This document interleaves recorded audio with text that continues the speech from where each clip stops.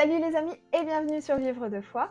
Nous continuons notre lecture journalière de la Bible avec l'évangile de Matthieu au chapitre 2 du verset 1 à 12 correspondant à la venue des rois mages en Galilée.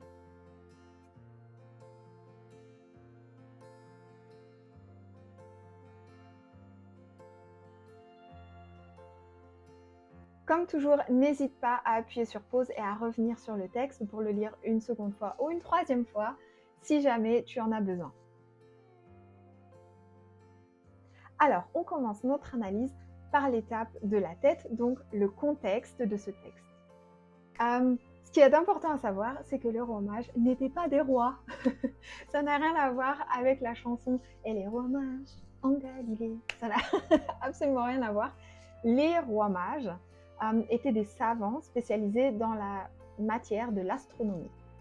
Ils venaient de Mésopotamie, qui était une région très développée au niveau scientifique à cette époque, et où il y avait déjà des bibliothèques.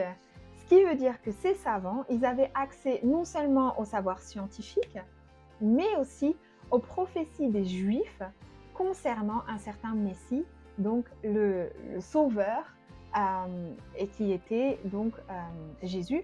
Ils ne savaient pas que c'était Jésus, mais ils savaient qu'il y avait un Messie qui allait venir. Ils ont donc pu, quand cette étoile tellement resplendissante, tellement extraordinaire a été vue, ils ont donc eu accès au parchemin et aux prophéties qui leur ont indiqué ce que pourrait être cette étoile. Et donc, ils se sont mis en route. La deuxième personne qu'on voit dans ce passage, c'est Hérode. Hérode le Grand, qui est donc le roi à Jérusalem. Ce qu'il faut savoir, c'est que lui n'était pas connu pour être croyant.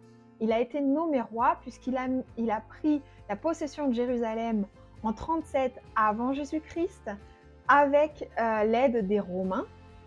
Et il a été nommé roi par le Sénat romain. C'est quelque chose de très important puisque l'Empire romain, l'empereur, leur empereur était à l'époque considéré comme un dieu. Il n'y avait pas autorité plus puissante pour nommer quelqu'un roi. Ce qui fait que Hérode le Grand, il a été nommé roi par le Sénat romain, donc par les Romains, ce qui fait qu'il a été nommé roi par l'entité la plus puissante pour avoir ce titre de roi. Et là, donc, tu as des savants qui viennent d'un autre pays, qui ne sont pas non plus connus pour être juifs, qui ne sont pas non plus connus pour être croyants.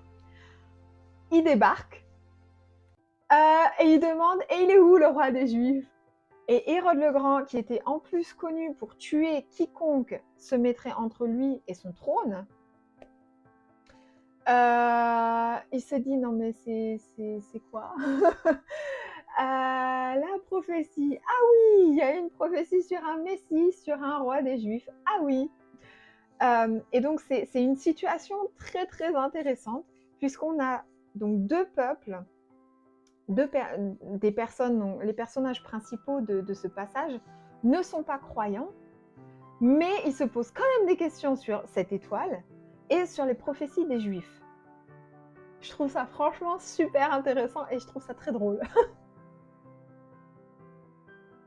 Je trouve ce passage vraiment fou et drôle à la fois, puisque ce que je disais précédemment, c'est que les personnages principaux ne sont pas connus pour être croyants.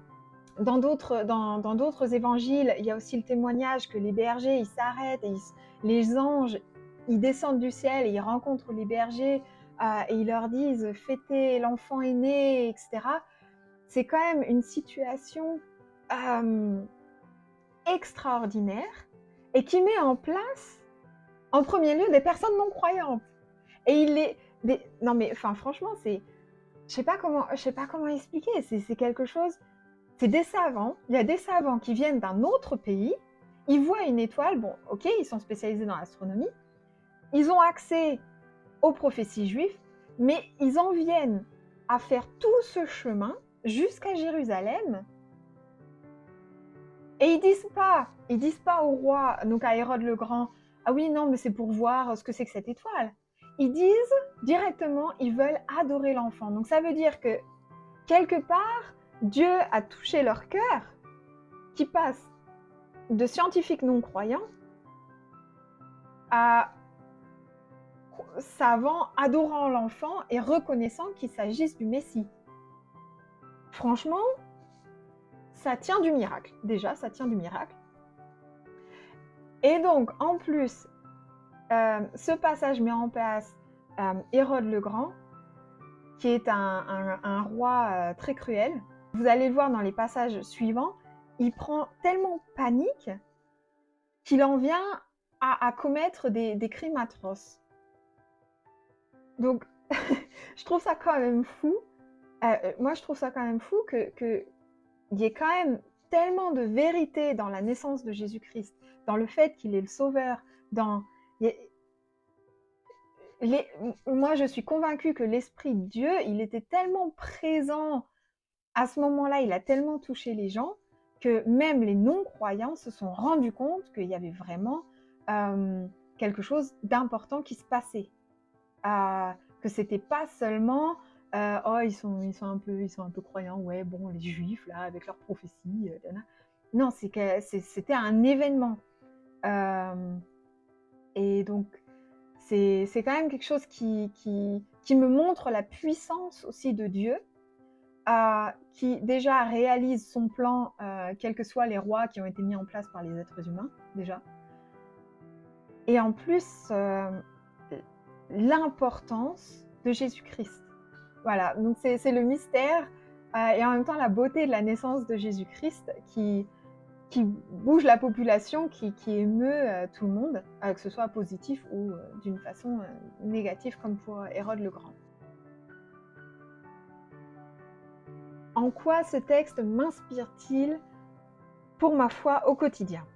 Moi, ce qui m'inspire, c'est le fait que ces savants mésopotamiens, donc qui ont accès à la science, qui ont accès à la bibliothèque, donc les parchemins, etc., qui ont une compréhension du monde, je vais dire avancée par rapport, on va dire, entre guillemets, au citoyen lambda qui vit dans sa campagne. Et quand même, ils se mettent en route vers Dieu. C'est incroyable. Ils dépassent toutes leurs appréhensions, ils dépassent tout leur savoir et ils se mettent en route vers Dieu. Et ça, c'est quelque chose de très inspirant, puisque je crois que Dieu, il agit souvent d'une façon où on ne le comprend pas, d'une façon où on est défié à agir par la foi plus que par notre logique ou notre compréhension. Et je suis convaincue que Dieu il nous invite à le suivre, qu'il nous invite à ouvrir nos yeux pour ses miracles, à ouvrir nos yeux pour sa réalité. Et je trouve ça cool que ce soit des savants de Mésopotamie qui viennent adorer Jésus, en fait, qui viennent voir la naissance du bébé, qui se laissent guider par Dieu. Et moi, ça m'inspire de me laisser dans mon quotidien guider par Dieu, de me laisser défier aussi. Voilà.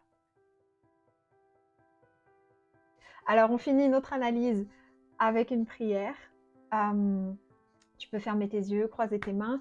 Soit tu pries avec moi, tu te joins à moi, soit tu peux éteindre cette vidéo et prononcer ta propre prière si tu le souhaites. Allez. Seigneur, en le nom de Jésus-Christ, je te remercie d'être présent. Aujourd'hui, d'être présent chez chacun de nous. Je te remercie que tu nous connaisses et que tu as fait naître ton Fils Jésus-Christ pour nous sauver. J'adore ce passage où des savants, des personnes qui sont très réputées dans leur population viennent adorer l'enfant et font ce chemin vers toi. Et je prie Jésus en ton nom que des personnes se laissent toucher par ton esprit, toucher par ta présence et s'ouvrent à ce chemin vers toi, apprennent à te connaître et se laissent gagner par tes miracles, par ta bonté, par ta personnalité, et se laisse guider par la foi. Amen.